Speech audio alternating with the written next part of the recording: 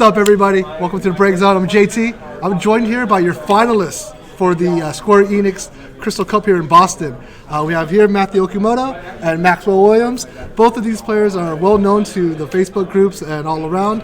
I'm just here to ask you guys a couple questions. First of all, congratulations on making the finals. You guys are both going to nationals. I'm sure you guys are going to play each other there.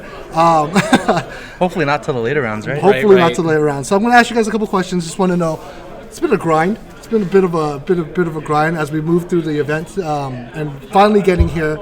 I know you guys are tired.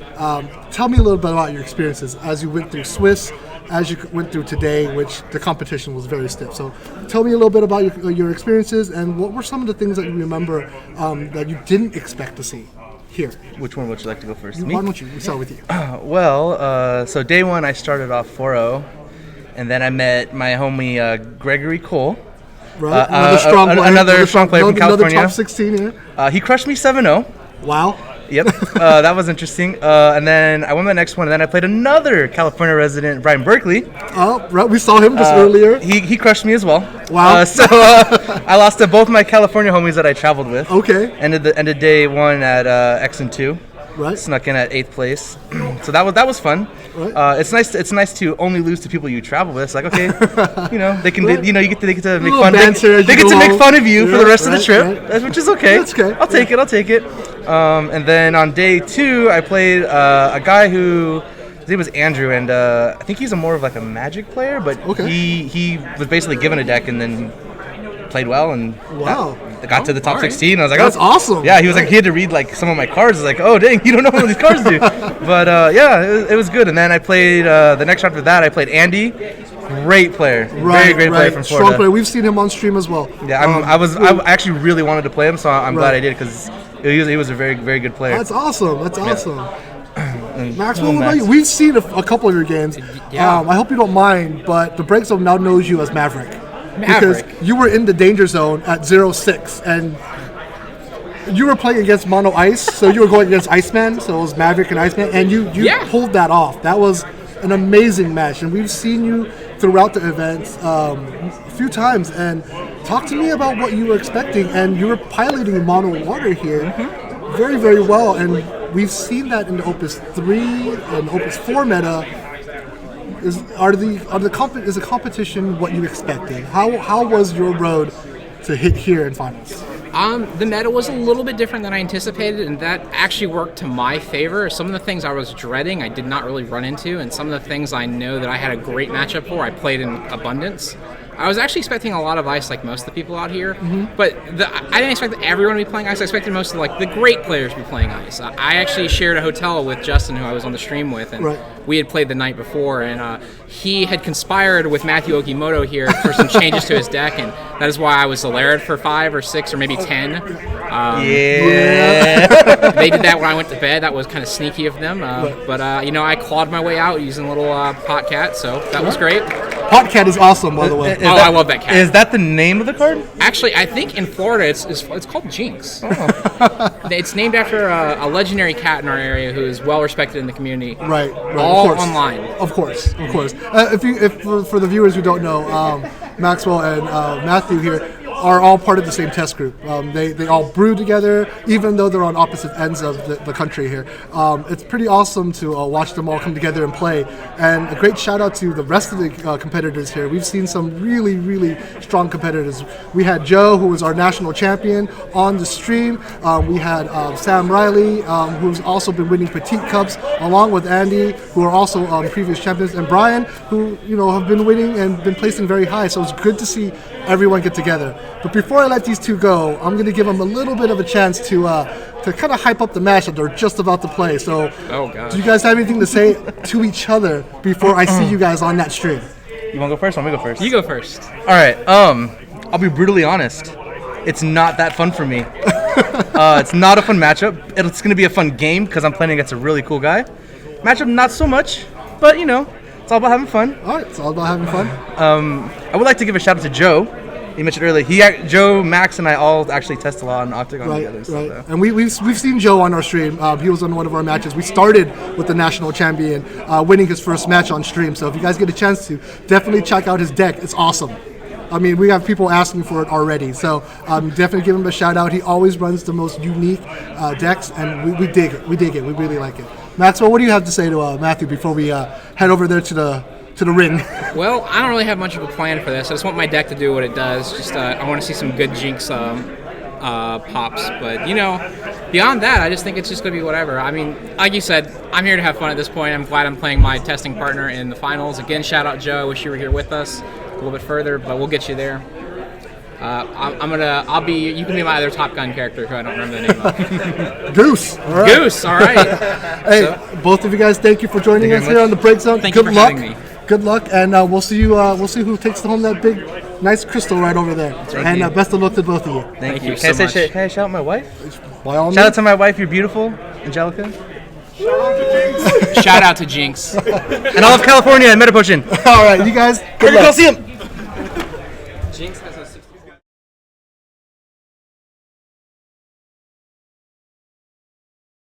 Will we be back in third chair? What's up, everyone? Welcome back to the BreakZone.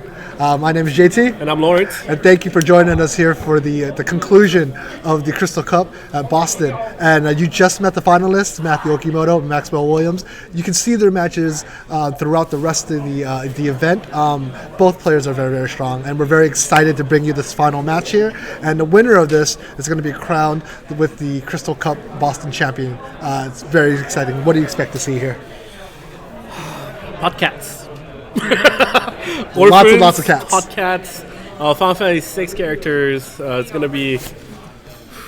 Well, I'm trying to see all the lines of play, and it's just getting more and more complicated as I think about it. Right. And I know you guys aren't going to be able to see this on stream, but the man himself, Kageyama-san, is going to be the head judge for the final match. It's a huge honor for him to make it down to these events from Japan and to watch the finals. So it's awesome to see. I know you guys can't see it, but just know that just shows the support that Square Enix has for the game. It's definitely an honor to have him come by and support the community. Right. He's been signing cards. Players have been friendly coming guy. up. It's super awesome to have him around. So it's great, and a huge shout out to him and the rest of the Square Enix team and staff for throwing this amazing event here. And just like that, I hope you guys are ready. This is going to be a very, very interesting match. Both players are well aware of what the other player has been running, and it's going to be. If our last match was any indication, it's just going to be the same intensity, and we're both very excited to bring it to you today. So, without any further ado, we're going to go ahead and move on to the match, and we'll see you guys at the conclusion, and we hope you enjoy it. So make sure you pay close attention to everything that happens. Oh, no, go ahead. Because, I mean, we see how fast these players play and how well they thought out every turn. So if you miss a detail in a key turn, you might just not even be able to know what the heck just happened. I mean, it's definitely those times when, with all the back and forth and all the complicated lines of play that they see through from one turn to the next, and sometimes the turns are actually decided like 3 turns ahead. It's very interesting. And here we go. Looks like we're just about to go. We've just gotten the AOK from Kageyama-san, and the players are good. And we're going to go ahead and start off with Matthew Okimoto drawing first. He's going to go ahead and pitch a Gapal. That Gapal is never going to see me play. And a Terra. Is that Devout? That's into Devout. A risky play here. What do you think? It's kind of different. Like he needs to be the aggressor, but he's got to be careful. Yeah, we've seen Maxwell do very, very well going against highly aggressive decks. He's going to go ahead and pitch that prime to play Artemisian. Looks like he doesn't like three cards out of his hand here. He's going to go put them at the bottom of his deck and draw 3 more cards. Hopefully, those are cards that are better than the ones that he put down. He's going to go and pass his turn. It looks like Okimoto's going to have a chance to start off with the aggression here. Is he going to continue building the backup line, knowing the type of deck that Maxwell is piloting, or is he going to go aggressive and continue forward? Nope, looks like he's going to go ahead and play into that Duke Lark here. Maxwell draws his 2 cards. I think usually you do want to build out to at least 2 or 3.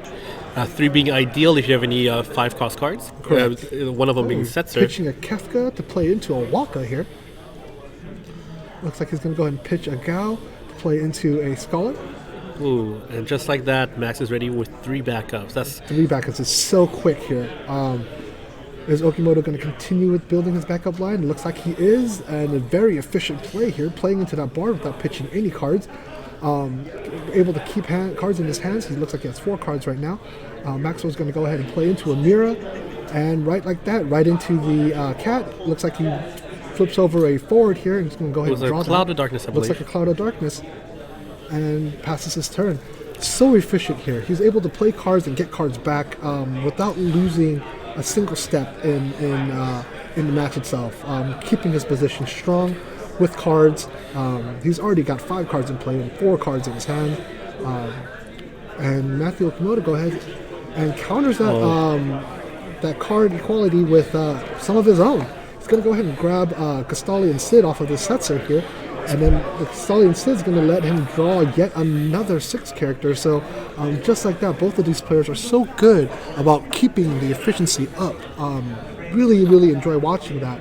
A lot of thought and process goes into these matches here and these decks. A lot of players just play the cards that are in front of them, but you really have to, when you look at high-level play, understand card efficiency and hand efficiency as well. So, I mean, they seem to be playing really fast. That's because, as they stated earlier during the interview, they playtest against each other and they kind of know how this matchup ends. Right, they're going to go ahead and Maxwell's going to go ahead and do the Realm. Looks like he's got a green dragon here, so everything's going to go back to the bottom, including 2 Kagnatsos. Wow, that is really going to be a happy sight here for Matthew Okimoto, knowing that the 2 Kagnatsos are at the bottom. But with as many cards that Maxwell has at his disposal to go ahead and search and reshuffle, that might not be a big problem for him to deal with. He's going to pitch a Waka here to go into a Mirror Web. He's going to go ahead and pick a card and discard a card. He discards the Mirror Web that he draws. Draw 2 and discard 1, and passes his turn. Just like that, he has 4 backups, 2 monsters, and 2 4s out on the board, and still has a slew of cards in his hand. So he is off to a very good start here in the final round at this grand finals here in the Crystal Cup for Boston. All right, Okimoto seems to have a played mine already. Pitching that Joe. He's going to go ahead and play the Castalian Sid. You think he's going to lock? Going to go ahead and get the lock. Yep. I'm going to start trying to attack Maxwell's hand. It's a good strategy here. Maxwell's so efficient with this mono blue mono water deck that hand size is something that if you can try to contain, it might be towards your advantage more so than any other deck.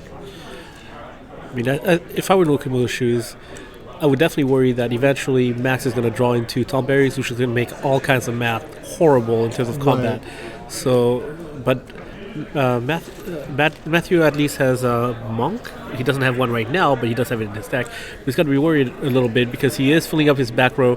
He can break 2 of his backups, though, the Bard and the Devout. He's got to be kind of careful about what he plays back there right now. And right now he has no Earth CP in the back. Well,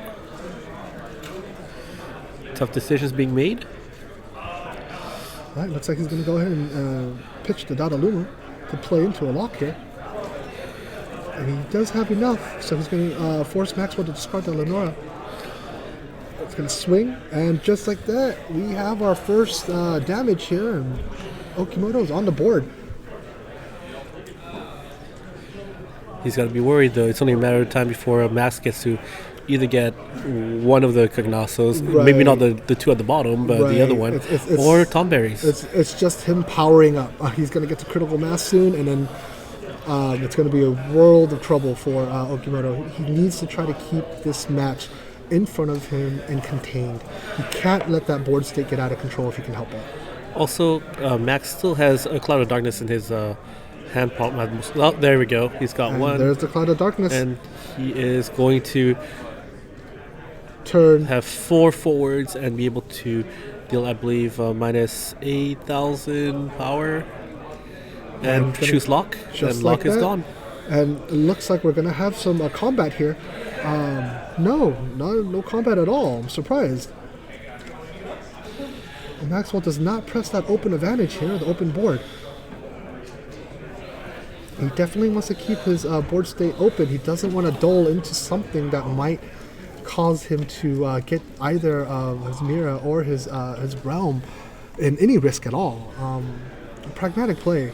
He's being very cautious here. I wonder if that's going to give Okimoto just a little bit more time to help further push his deck into the mid game, where we've seen it do very, very well. I think perhaps Max is being careful because of the the Doom Trains, and the Terra specials. But when you have a chance to put damage on the board, I'm more inclined to err on the side of just getting that damage in. It's gonna, you don't have a lot of opportunities to do that, but as we've seen from before, Maxwell pilots his deck very, very well, and he's always 2 or 3 steps ahead, so we'll see how that all plays out. So Setzer is trying to stare back at Maxwell's board. Oh, he's going to pop Devout. that for the Dodaluma. Okay. That's an early Devout crack right here. That might actually help him out here if he's... he's going to go ahead and Heka Contier. Double Heka. He's going to go ping. And it's going to be able to take care of that Mira here. Is Maxwell going to try to do anything to protect it? Right. And then he's going to go ahead and ping the Cloud of Darkness.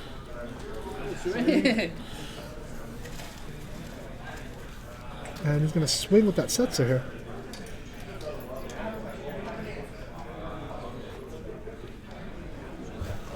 Takes a second point of damage.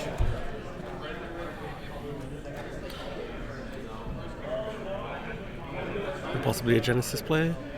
Looks like a Vayne. Vayne play. Good play here. Getting rid of that Cloud of Darkness. I mean, with the Daluma, Okimoto was able to use his ability to his advantage. It was actually very good. And Cloud of Darkness was going to be a big problem, but not so much with Vayne in play already. Right. Let's go ahead and take a look at Vayne for a lot of our players who aren't familiar with the card. It's going to go ahead and lock down anything that's a 5 cost or more, and permanently lock it down so long as Vayne is in play here. So we're going to see a play here from Maxwell. It's gonna go ahead and draw that card there and see what else he's going to do here. Look at the Porum, look at the top 3 cards of his deck. Choose one and put 2 into the bottom of the field. Bottom of his deck. All right. Talk to me a little bit about the special ability that Porum has and why it's so effective. So Porum is able to cancel out action abilities by using 1 CP and dueling herself. Yeah, it's a very strong ability here. There's definitely a lot of action abilities that are very relevant, especially ones when backups break. If you're able to cancel the ability, breaking the backup is part of the cost and not part of the ability resolving, meaning that you already paid for it, you lose your backup, but you don't get the ability out of it. So if, for example, Porum was facing a Devout, if your opponent was trying to crack that Devout is now just going to be a backup that goes to the BreakZone. Wow, and here's the Genesis, and he's got the Orphan. The Orphan, and he's got enough to dull freeze here. And there goes 1, and there goes 2. 2, wow. And he's, Right. before, he's going to go ahead and make the cat into a forward with Realm, and right now it looks like Okimoto's going to start pressing his advantage here. He's got to be aggressive with that Orphan hitting the board. He's got a good opportunity here to put some damage on the board. He doesn't want to lose it. He's got to do as much as he can. The CAG is in. Flips over a Dark Emperor. That is going to be very useful in the match. He's going to go ahead and block there. The Daluma is he going treating to with the press with Podcat. that Vayne? The Vayne would be a 9,000 power forward. I believe he should. If I were him, I would. Well, he could still make the dragon into a 8,000 power forward. Exactly. But that would be too But small with for the me. Duke Larg, it really just helps out right here. I mean, Duke Larg is already matched by Waka, so they're. Oh, and let's the get 1,000. Tonberries off the top. That's really gonna. Good. I mean, that is good for That's Matthew. good for Matthew. It's a good start here on his as we reach into the mid game for the first of best of 3 here in the grand finals. I'm a little surprised that Max hasn't been able to come back over it. But That Orphan is very strong, but Max has been able to reload very quickly. He should be able to get something on the board to at least try to stop the current aggression that excuse me, Matthew is showing. at this point, Max needs to put out a forward. Otherwise, he might just be staring down. Well, lethal, depending on whether or not he activates Green Dragon, and if Matthew Komodo is able to get rid of one forward. He's going to go ahead and play that Gao. Gal getting the Popcat, I believe. Revealing the top card of his... There you go. Revealing the top card of his deck, being a backup, being able to look through his break zone to search out a character to put into his hand. So let's see what he chooses. He's got a lot of options. That's a pretty big break zone. Yep. So for those who aren't quite following, he's going to bring in the Gao, get the Schrodinger's cat out, and then the Schrodinger's cat effect will go into the stack. He flips over a backup, which allows him to go ahead and pull something back into his hand from the break zone.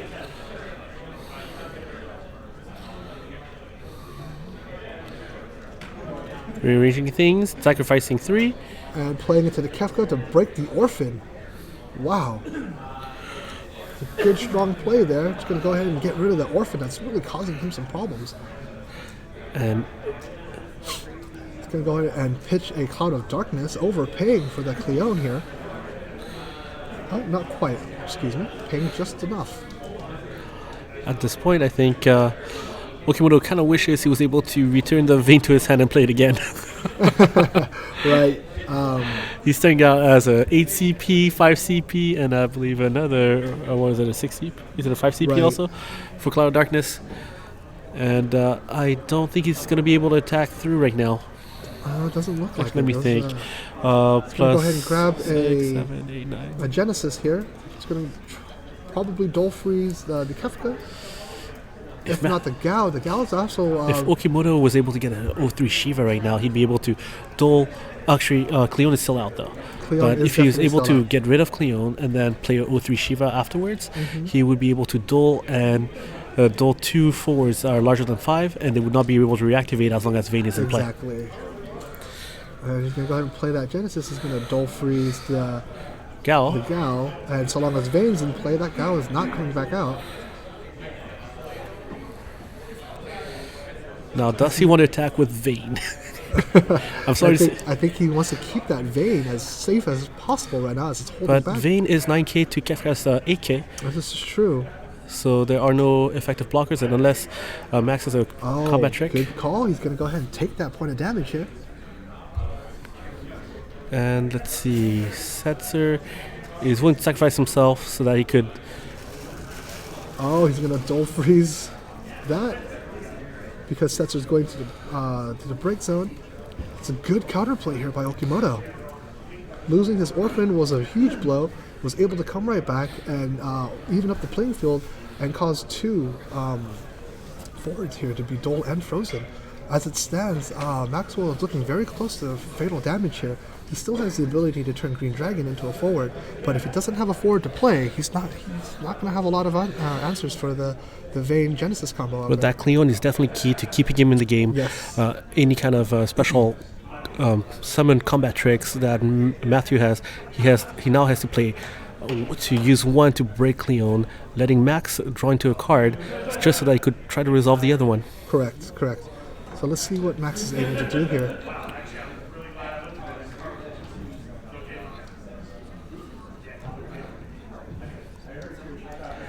I mean, such a close match, in my opinion. I think, does Matthew have any cards left in hand? No? It does not look like he has any cards in his hand right now, so Maxwell can go ahead and do whatever he wants to do with impunity without any response here.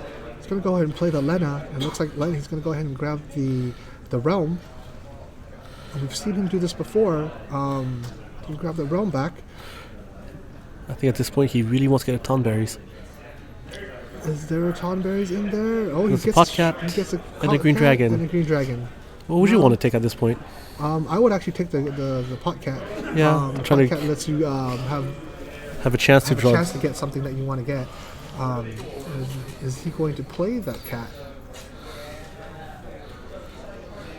Nope, he's going to go ahead and pass his turn, giving Matthew a set of 2 new cards. Hopefully something here that can help him push on through for the last 2 points of damage. Doing some quick math to see how big certain things are right now.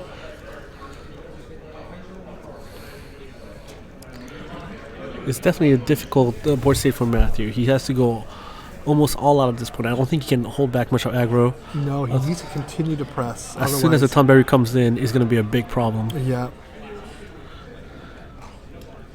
Wow, he gets another point of damage in. He gets an EX burst off the forum, though. He's going to go and attack with that Genesis, and Maxwell has to block here. He's going to go ahead and they'll block. trade. And trade with the Lena. And let's see, perhaps it's because he has another Genesis, or... He does have another Genesis, and just like that, he's going to go ahead and Dull Freeze the other forward here, putting Maxwell back at the same position he was a turn ago. Well, we've seen Maxwell do this before. He's 6-0. Can he do it again, though? Oh, he is living in the danger zone right now.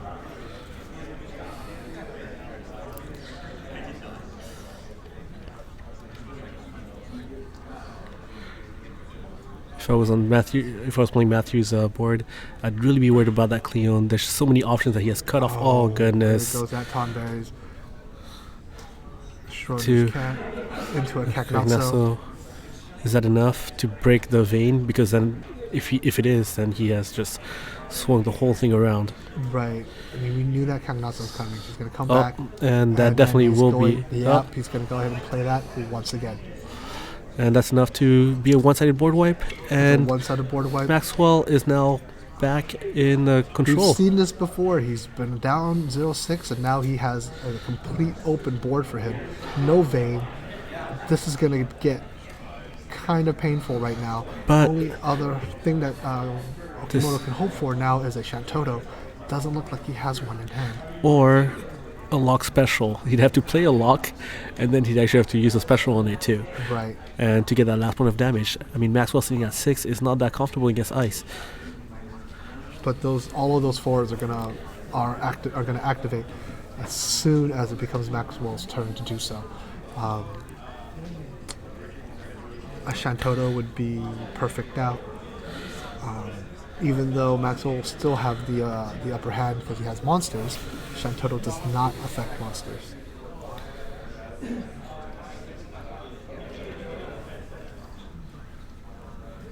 Double Cacnazzo. You're playing for... Let's see if he what he's got. He's going to go ahead and play the wall. Going to go ahead and announce his attack phase and see if he can get anything done here. Nope, he's just going to go ahead and... Ooh, that's going to be rough.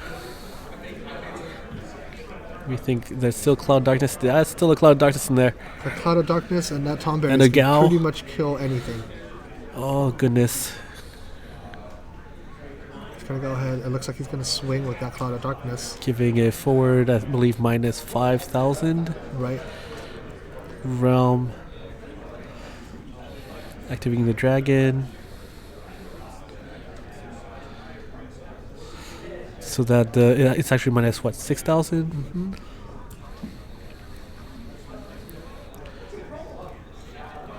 So Wall is currently sitting at 2,000 power, sacrificing the Tonberries, getting rid of them. Mm-hmm. And using the mirror. Activate the mirror to get another Tonberries. Doesn't look like he has one to get. Ooh. He could have done 1 point of damage if he didn't pull down that mirror. Looks like Okamoto already has a Shantoto, and he gets that. There's another first point of damage here for Maxwell. He's going to go ahead and... Is he going to swing with the Gal? I believe he should. He's going to be careful. With so many forwards in play, might as well turn every forward sideways before the Shantoto hits the board. That's 4 points of damage here. And just like that, Maxwell is catching up. Is there something that he can do here? We saw he just drew into a Renoa. Maybe he can somehow use that. To eke out that last one. As long as Maxwell is very careful with his Green Dragon, he should be able to deal with that. He should be. This might buy Matthew an extra turn here.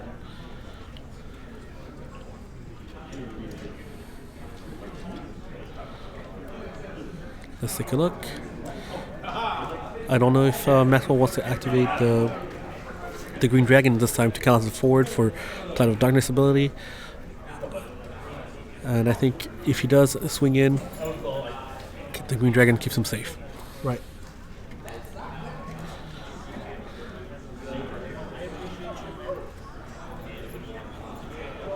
Ooh, this is a rough match. It's a single solitary Renoa holding down an entire army of water forwards and monsters.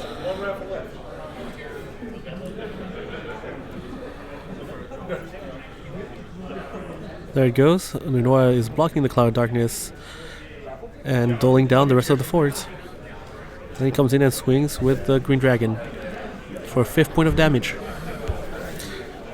Leaving himself wide open if he doesn't play something out. And he does just that. He's going to play the Porom here.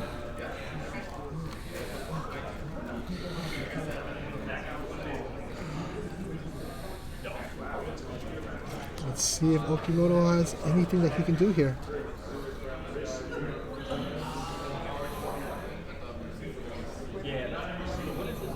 He does have a Shantoto in his hand.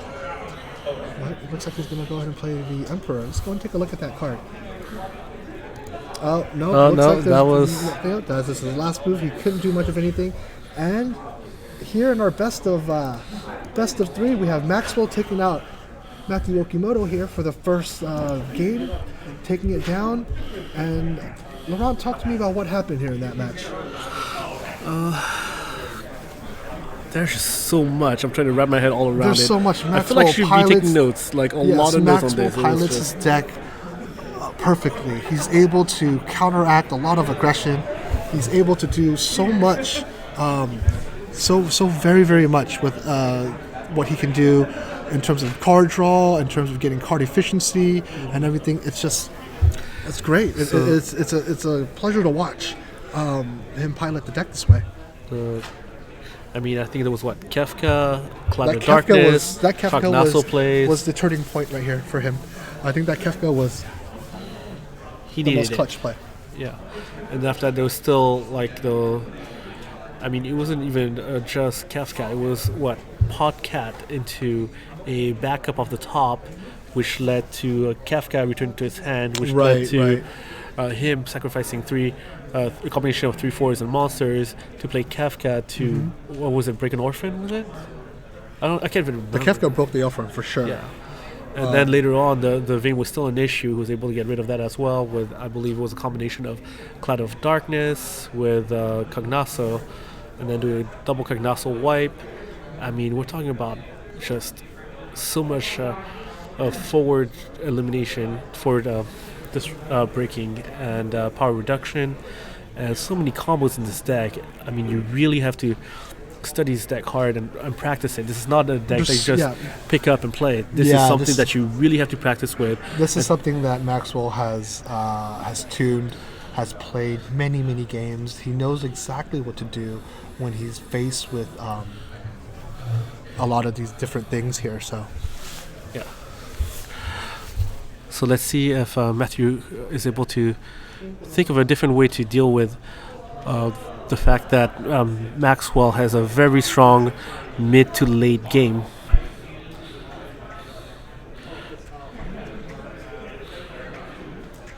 All right. It looks like actually Maxwell has taken a little bit of a break. He'll be right back as Matthew is shuffling his deck and getting ready for the next round. Looks like we're taking a little bit of a break here as players needed a break in between the matches here. Very interesting to see this mono water deck.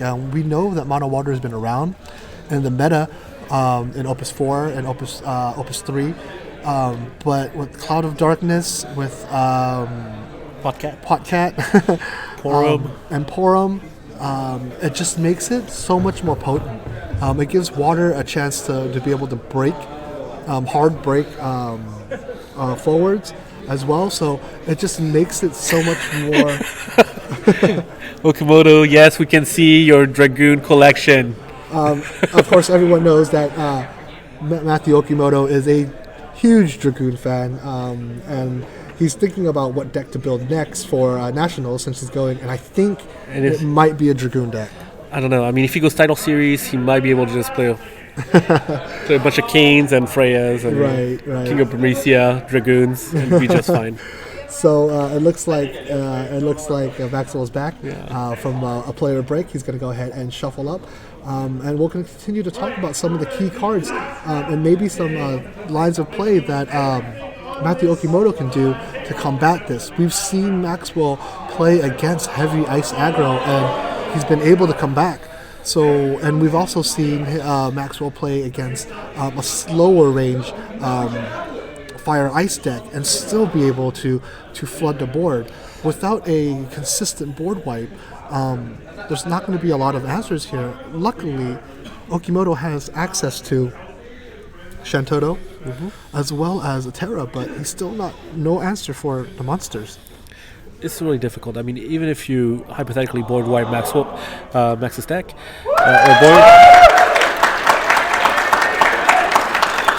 even if you're able to wipe Max's board, you can't get rid of his monsters that easily.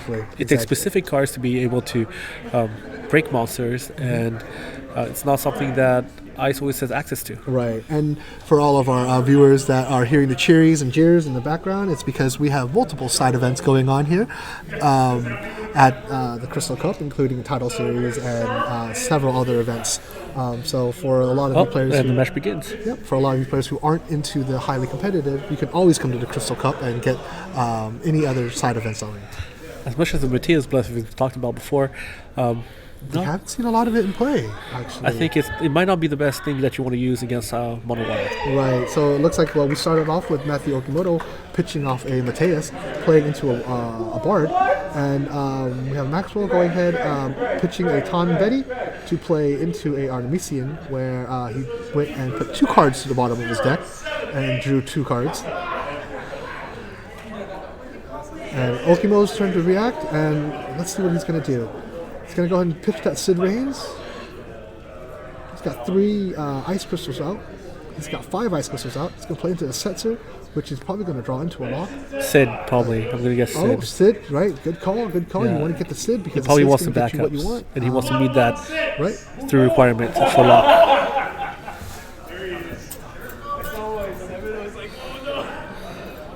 And it looks like, I believe he's going to go ahead and end his turn here. He doesn't look like he's going to play into the Gastalian Sid. If he played into the Gastalian Sid right now, he would have to actually pitch 2. Yep, and he would lose his card advantage. But if he were to wait 1 turn, then he'd only have to pitch 1 card. Right.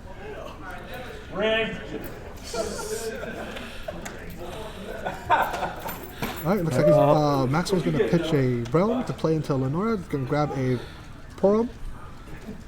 And playing the Porum would get him another card. See, everything here works in such in sync, so much synergy between all of these cards. He's going to go ahead and get the current Porum because he can go ahead and get another Porum out of it for a much lesser cost. So it's a good, nice little combo here to get more card draw and to cycle through your deck some more. Again, we're seeing many facets of these cards. Looks like he's going to go ahead and...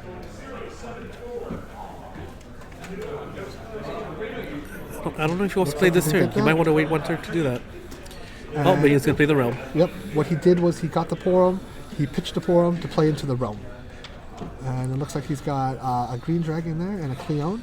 He's going to decide which one he wants to take here. Looking at Okimoto's BreakZone. And there you go, Green Dragon. He grabs the Green Dragon there.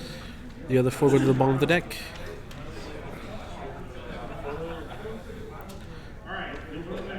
So now that he put a forward on the field, if Okimoto were to attack go with a ahead and swing Setzer. like that.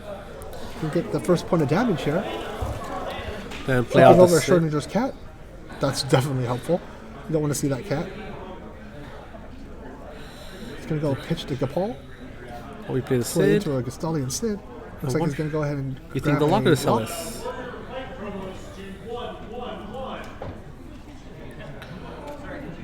Looks There like he's goes the going lock. to grab that lock here.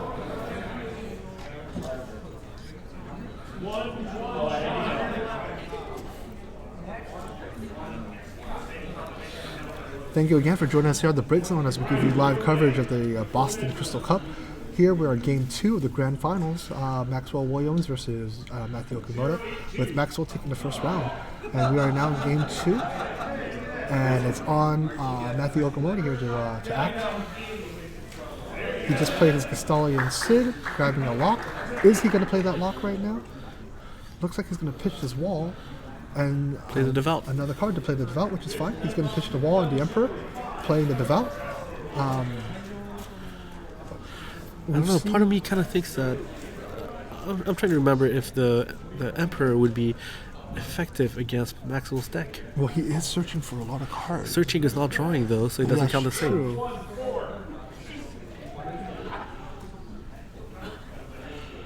Because like if you read Poem as we showed right here, actually it's add one card amongst them. Right. It doesn't say draw, so it doesn't stop that ability This is either. true.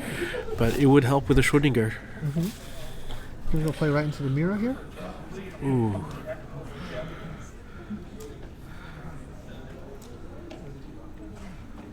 Let's see what he does. There's probably going to be some monsters. We've seen him flood the board very, very quickly here. Let's take a look at his BreakZone. He's going to go ahead and attack with Row. And that puts him on the board as well. He's definitely matching Matthew's aggression, but I'm not. This is just really difficult. I mean, 3/4 is 2 backups versus 1/4 3 backups. Right. But the person with a bigger board state right now, with the most forward on the field right now, is actually the person with a stronger late game. It is, it's true. So it's not looking really strong here. So Matthew's going to have some problems right now. He's definitely going to have some problems right now. But he has all the tools he needs to really kind of come back and get some more board state. But it's an uphill battle against a water element deck that's just so quick to be able to flood the board. But at least right now, all the their forwards and our monsters on the field. So if you were to play something like a Shantotto, he'd be able to actually get rid of all the non-backup cards that Max has in play. Right.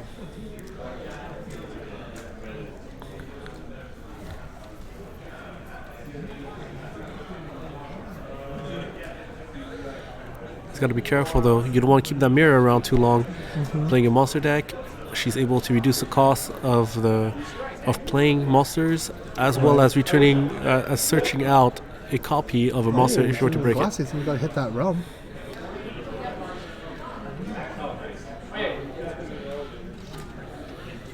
And force Discard. a discard right there.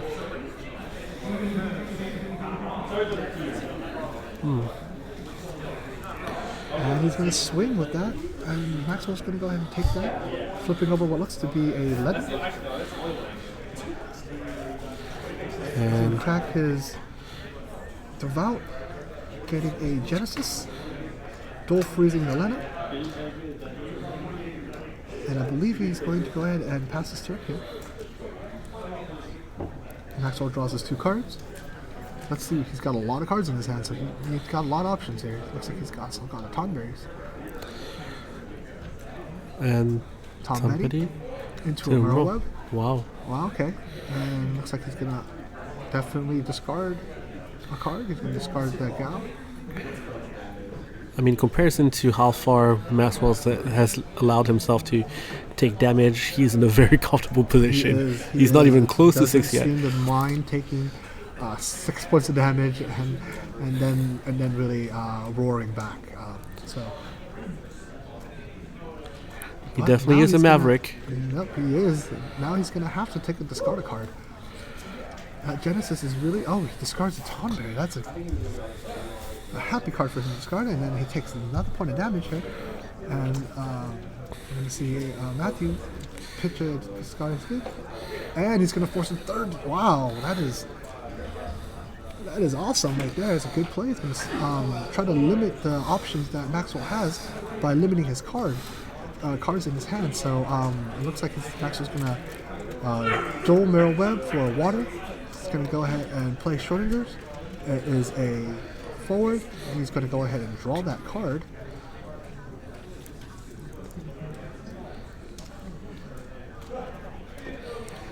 Dull 2. Looks like he's going to go ahead and... Huh. He's going to pitch the Mirror Web to play the Dark Emperor. This is going to stop all activated abilities from all characters on Matthew Okamoto's end. So hopefully that comes in to help him slow Okimoto down a little bit. So right now, Emperor is actually not a bad blocker. All of Matthew's fours are... Oh, well, wow. maybe he isn't Dual a blocker freeze at all right here. now. He's going to start swinging. Doesn't want to discard any cards. He's going to have to block. That's a good... But even if he blocks, when it comes in, just even if he disrupts blocks it. this one, the lock is going to come in and take Lock is that going to card come in away. and take the cards away. He definitely doesn't want to lose both cards, so he should definitely block. But he likes to keep that mirror around because it helps him recycle a lot of these monsters. He's thinking about it. No, it looks like he's going to go ahead and take that point of damage here, flipping over another Lena and discarding a card here. That's 2 Lenas in the break and 1 on the field. Yep. Now he's going to have to block. The Setser's going to come in and deal 6 points of damage here. Is this the point where he turns it back around? I don't know. He's got to get rid of that Orphan. He hit a Porum off of the EX first. so he was able to dig just a little bit deeper for the right answers. Oh, this looks to be a rough situation for Maxwell to be in right now. We actually have not seen him in a situation where he's so very close to Fatal. We've seen him at 6 points before, but normally his board state is a lot stronger than this. Right. I believe the last turn where Okimoto hit the Genesis and the lock, causing attacked with the Genesis, causing him to discard a card, was really, really disruptive here.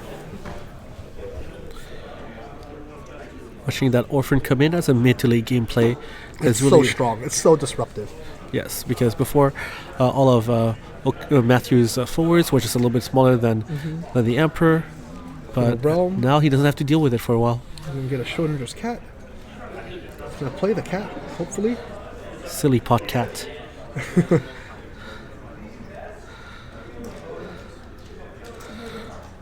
Play the pot And there cat. he goes. And as a backup, he gets to pull something back from the break zone here. Any character, but is there anything that's going to help him out right now?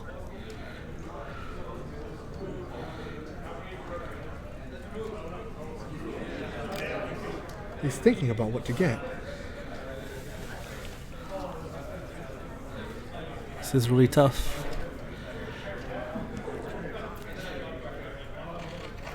I mean, for a while it looked like Maxwell had the advantage, and now he's swung right back around, and he's staring down a really tough board state.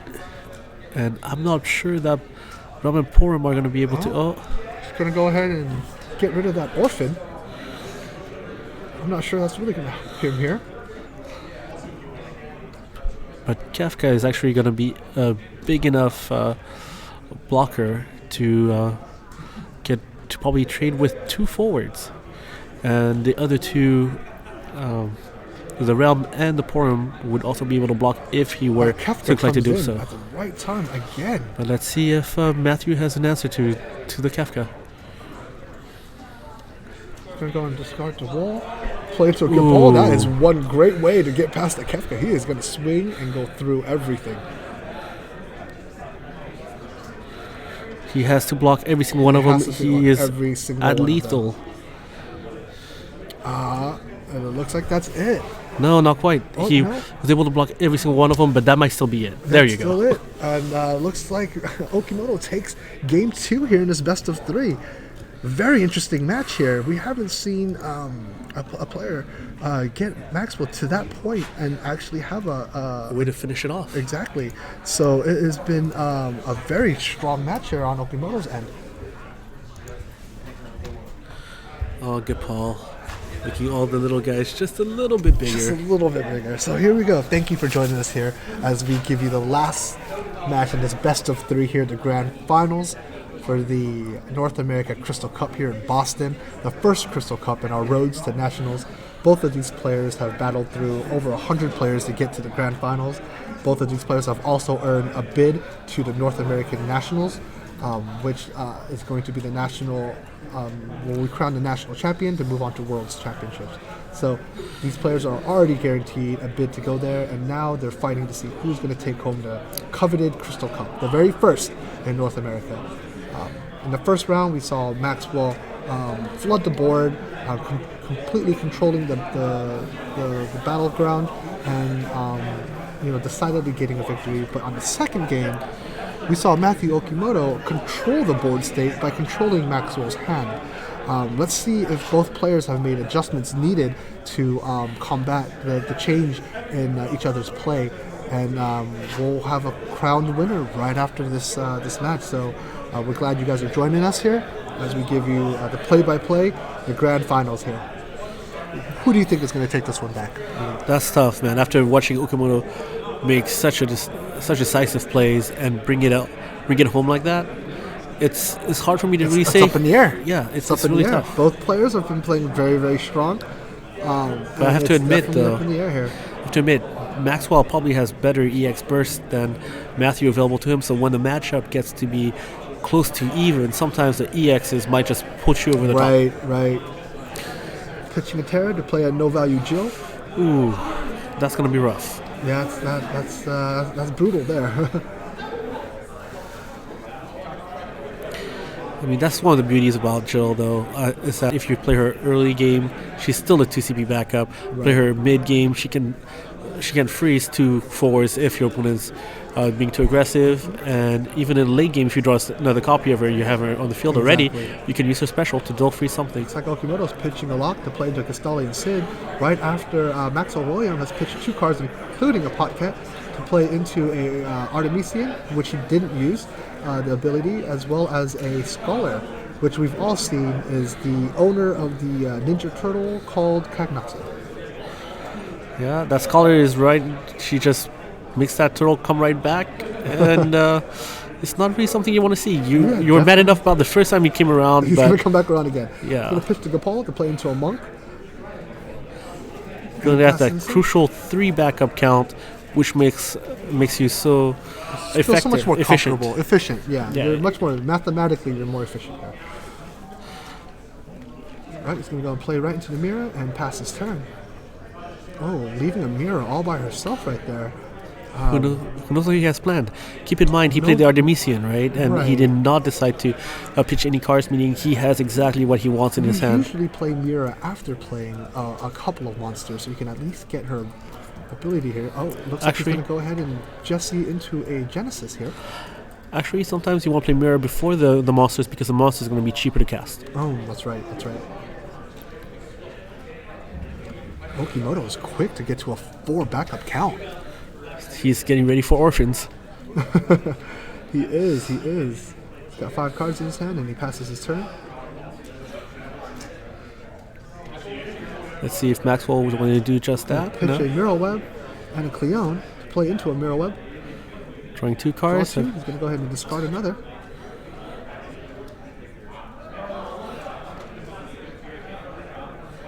Deciding what card here he wants to discard. There you go. Right. He pitched 2 to play into a Merrill Web. Now he still has to discard because he drew his 2 cards. Matthew Okimoto, being a very astute player, has recognized that, forcing him to go ahead and finish the effect here. Kageyama-san is also on the ball here, trying to finish off the resolution of the effect here of the Merrill Web. He's going to go ahead and discard the Waka. Just as a general reminder, in competitive play, it is up to the players to remind each other that to keep the board state legal. Exactly. He's going to go and swing with that Mira into a Glacia, and just like that, Maxwell is on the board. Okimoto takes his first point of damage. He's got 4 backups here. And we know he has a Genesis in his hand, so he's likely going to Dole freeze that Mira here.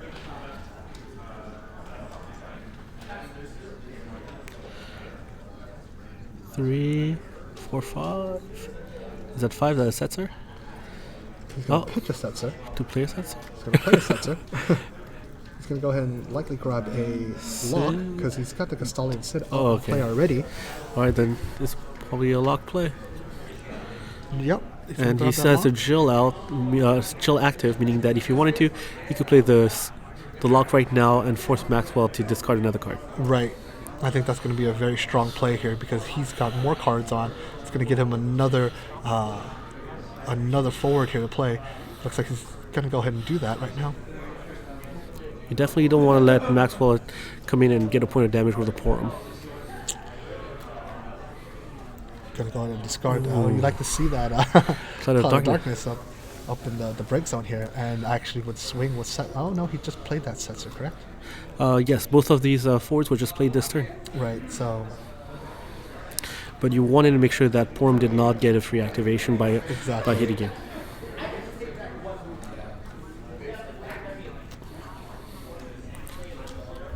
Well, Maxwell's got to be very careful here about attacking if he wants to. He's going to play into the Waka and then end his turn here. I'm not sure that Waka's really going to help. Those fours that he has out are not very big to begin with. But he does need the backup. I mean, the backup is still useful, and in the mid to late game, which he always aims to go to, it would definitely help some of his smaller forwards or monsters that turn to forwards become just a little bit bigger. Yeah.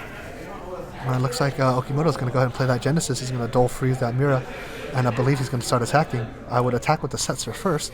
Oh, well, okay. He's going to go ahead and block with that, and he's going to play.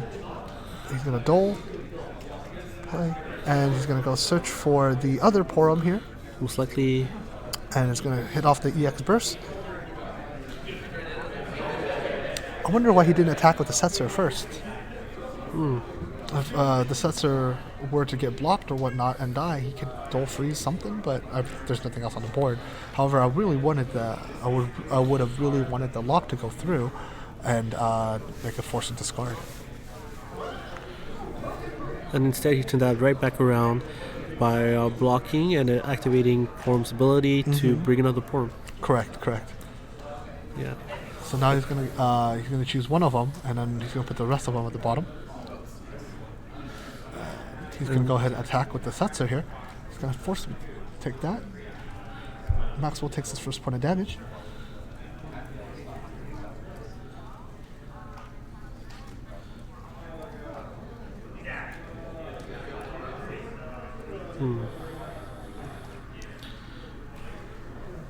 Is Matthew done with his turn?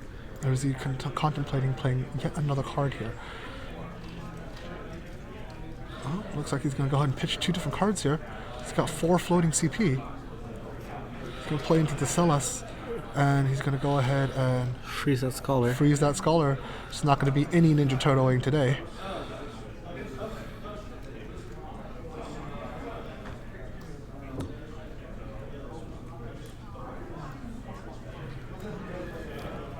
So that's playing into Schrodinger's Cat. It is a forward. He's going to go ahead and draw that. That is such a good card. Definitely seeing it uses of a very high potential by Max throughout the last 2 days.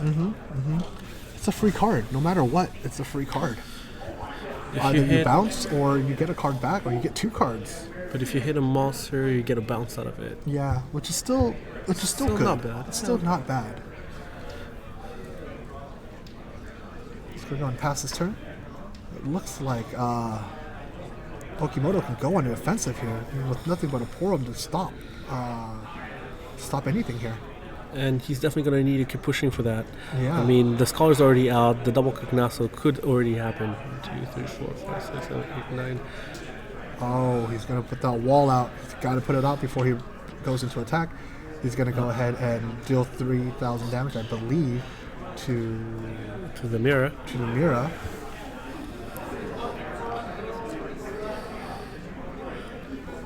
That's what going over the card. Just so many modes, so many possibilities on that on one card alone. That one card alone is like a wall of text here. He's got 5 cards. Wall of text. We're horrible. Man. Oh man, we apologize to all our viewers. He's gonna go ahead and target the Celis, make her a Brave. Oh, the combination of Celis and the wall minus 3,000, plus 3,000 damage would actually deal a total of 7,000 damage to a Adult Sword. He's gonna go ahead and take that point of damage there. Breaking the mirror. He's gonna go ahead and break the mirror. Tanbedi allowing him to search for a card. He searched for mirror.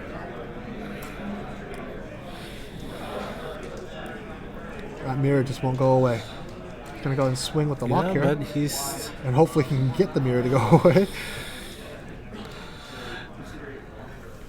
He's definitely gonna try. Maxwell's thinking of whether or not he should block here. Nope, he does not. He's gonna take that point of damage and he's gonna be forced to discard a card here. And it looks like he might be forced to do a similar decision after that because Genesis is coming as well. Matthew Okimoto is in firm control of this match right now. He's going to go ahead and attack. I would block if possible.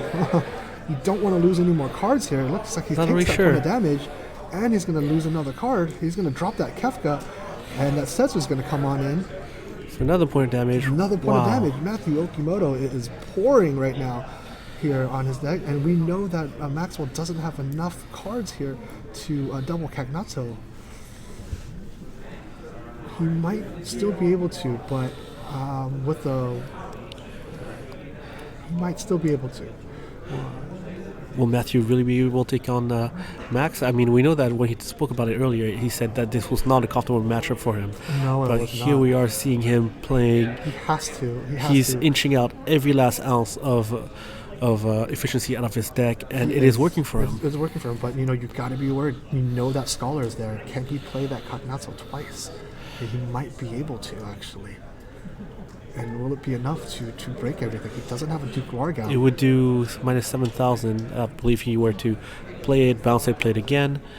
But that would not break everything. He would still have the wall and the Celis up because he needs to deal at least 8,000. But if you were able to drop perhaps into a... I'm not sure if he has another one-drop Porum. What would happen, though, if he plays that, or maybe Okimoto has a summon that's going to pop his Cleone.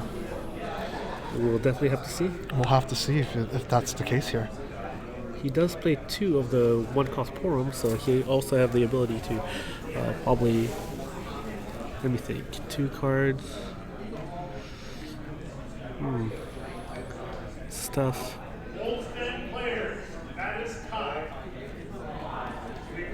Let's look. Oh. Go ahead and pitch the Porum. Ooh. 5. No. 3, 4, 5. Is it like a Cloud Darkness? No, he's going to play the Lena. And it looks like he's going to go ahead and grab back. No. Can't do that one. Can't do that one. It has to be a forward. It has to be a forward. Wait. Oh, no, it's Gal. It's Gal. Sorry. We thought that was a Lena. Yeah. He's going to go ahead and grab something else from the break zone because he's got the Schrodinger's cat out. I'll have to admit, though, sometimes those foils are Sometimes really those bright. foils look a little bit different on camera, so our apologies there. But it is a Gal. He's going to go ahead and get the Schrodinger's cat back.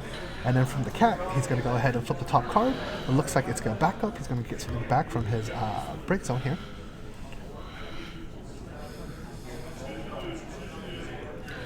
And Gao is actually sitting comfortably at 10k, I believe. Mm-hmm. Yes, he is. If he plays out that... Oh. Let's see. Time to do the Cagnazzo math. with a Scholar, returning, playing it again. He's going to play it again, and there goes that one-sided board wipe. It's going to go ahead and break everything out. That's enough for all of it. Wow. Oh, Double Cagnazzo there. Is there anything that Okimoto can do here?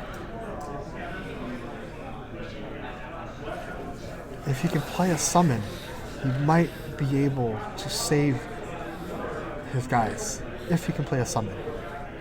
but if he were to want to do that, he did not He didn't respond do to the that in first one. time. He needed So to he most respond to the likely first one. didn't have anything to be able to do with it. I think at this point, since this is just soul crushing. Oh, and the Gopal no longer has anyone to buff. This is going to be tough. This is going to be a rough match for him. Here, he was firmly in control, showing Fatal. He's going to go and play into the Vayne. It's going to help him here with the Lena. The Gao. The Gao. And he's going to play into the Emperor. He still has a chance here.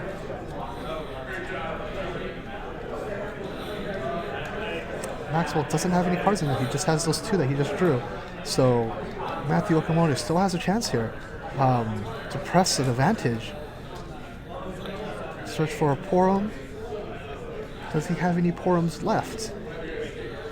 Oh, he might not. He might not have any Porums left here.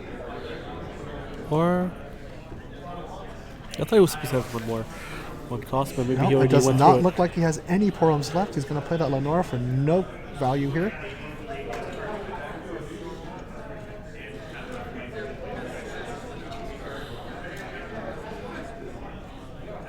And passes the turn. Can Okimoto do something here to dole, freeze? But he's got to be anything here? careful because if he plays a summon, it would actually be Right. cancelled by a Right. Cleon and But let what he can Maxwell draw a do card. is draw another Jill. That's true. Jill special. He could do the Jill special. He's just going to go ahead and attack with the Emperor here. Oh, Maxwell takes that point of damage. Now he's going to be forced to block. And let's see if Okimoto plays yet another character here forward. He's going to play into the Terra. He's going to go ahead and deal some damage to the Cagnasso, which is going to be Cagnasso. automatically negated because it Correct. it negates up to 4,000 damage dealt during your opponent's turn. Right. Every time the first an instance of damage is assigned to him. Looks like he's going to get that realm. Going to pull into a Tonberry here.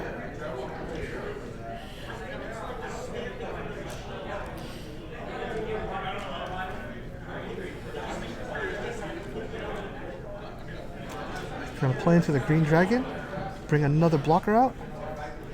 With having cards in hand, he would be able to activate that green dragon as a blocker. So Correct. he has a Cagnasso. So Matthew has a Cagnasso to deal with, which is not easy. A Realm as a possible small blocker. And he plays a Tomberry's Tonberry combat here. tricks, but he no longer would be able to activate his There's a Gal. green dragon Yep. or correct. his realm. And his realm is currently unable to use her ability because she just came in this turn. So Okimoto has a chance here. the only effective Definitely blocker that he has has is a Cagnasso. So if he were to attack with each of his forward one at a time, he should be able to get through the Cagnasso. That's 4,000, yep. Let's see if he can try to end it here. Very, very good match here. Thank you for joining us here at the BreakZone while we give you live coverage of the North American Crystal Cup here at Boston. We are in Game 3 at a best of 3 here at the Grand Finals. At this point, I sure hope that Matthew Komodo has an Earth card in hand. With the fact that he has a Monk Yes. as a backup, he would be able to attack through, buff a forward to be Bigger than 9 to Cagnasso. 10,000. Correct. And that would be enough to actually Cagnasso can take up to 10,000 right now. So he's going to go ahead and attack here. He's got to be a little bit Thinking about careful it, though. He's got to be very But careful with this. Let me think. You know, because you have to be careful because you can still activate Tonberry. That's right. Oh goodness, that's tough. If only it was something as simple as a lock special to finish the game, right? He could also party attack here. Try to get through the Cagnazzo. But if you party's attack and Max were to block with the realm, then it would actually give him one more turn. It would give him one more turn. Right now he has no cards in his hand and he's completely doled out in the back. There is a Cleone here, so he has to be careful about playing any type of summons and giving his opponent a card at that. So and by giving a card to Maxwell, you will give him a resource to pitch in order for him to activate a green dragon to make another possible blocker. So you definitely got to be careful. You don't want any cards in his hand right now. You want to just go through if possible.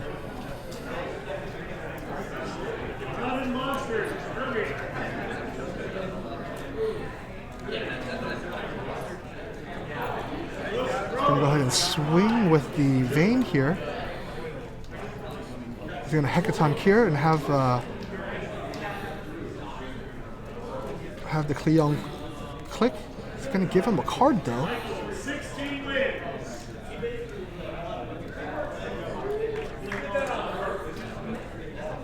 He's going to go ahead and break dole the. He's going to go ahead and block the realm here.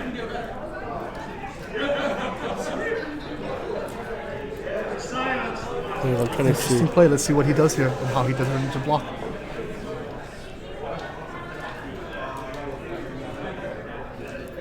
He got rid of that Cleone with the Heka, which is good. He's attacking with Vayne. Realm can block and then dole herself. No, she can't dole right now. Nope, she can't. This is her first turn in play, so she can't dole herself to make something else into a monster. But with one card in hand, Maxwell can turn the Green Dragon into 8,000 power forward. Correct, unless that one card was a Dark Emperor. Ooh, that's true. And there goes the realm. Go ahead and block here with the realm.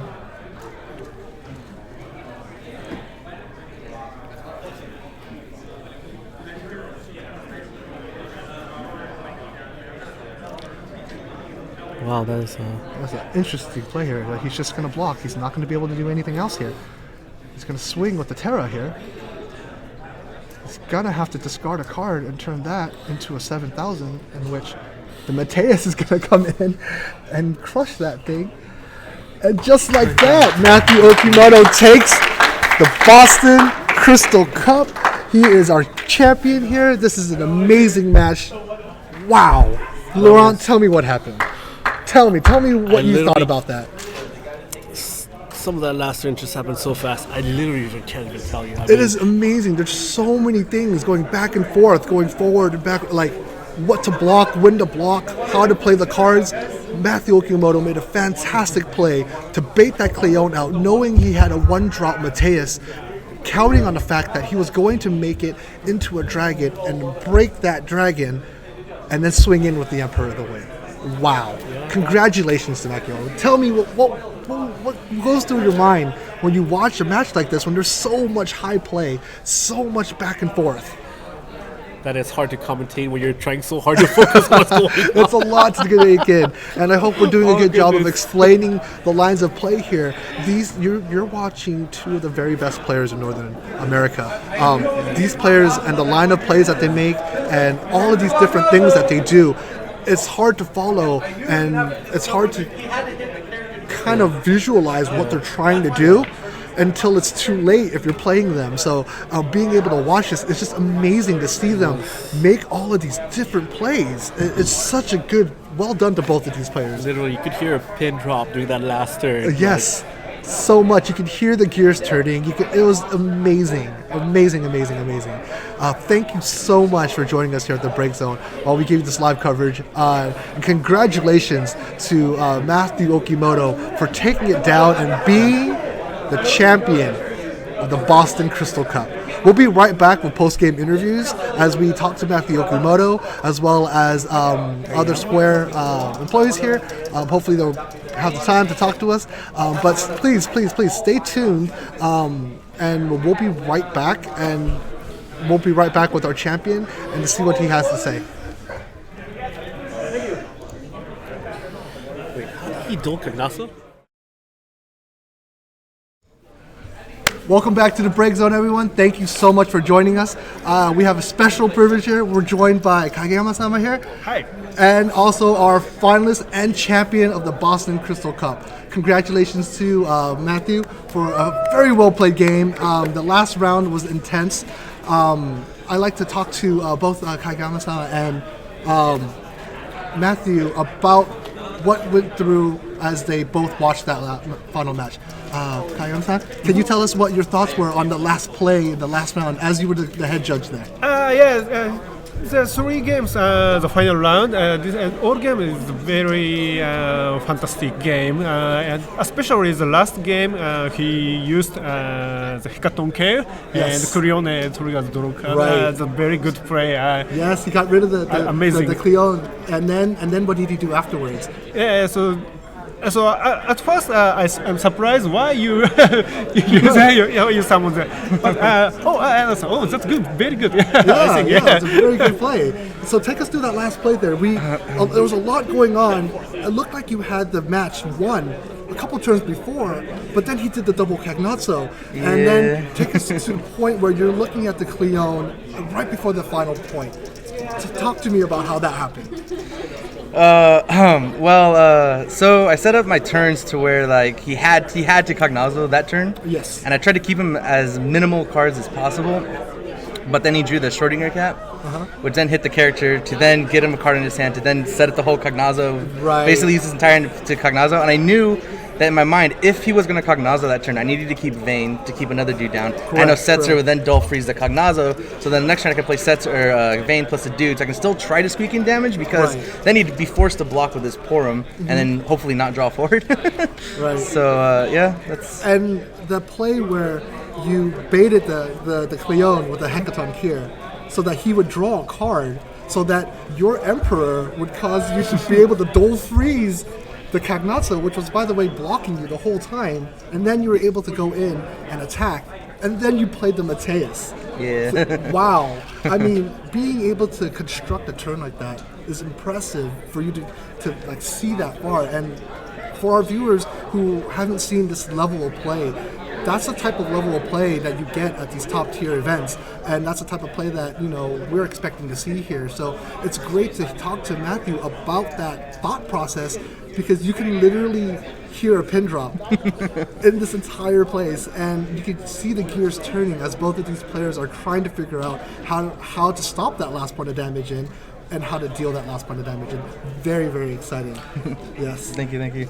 So I thought he has always 3 or 4 solution every situation. Yeah. Right. It's very, very, very impressive, right? And this type of play it's a privilege to be able to watch and commentate on. Thank you. Yeah, that the last few plays for both Max and I we were in the tank. Right. We had to think because we tap wrong or discard the wrong card or play in the wrong sequence, and we could just lose the game right there. Exactly. So and a huge shout out to Maxwell Williams for playing an amazing match. Yeah, it was very back and forth, and it could have gone either way. So very, very happy to see both of these players at such a high level, and thank you, a special thank you to, thank you very much for joining us here on Thank you very much. Thank you very much.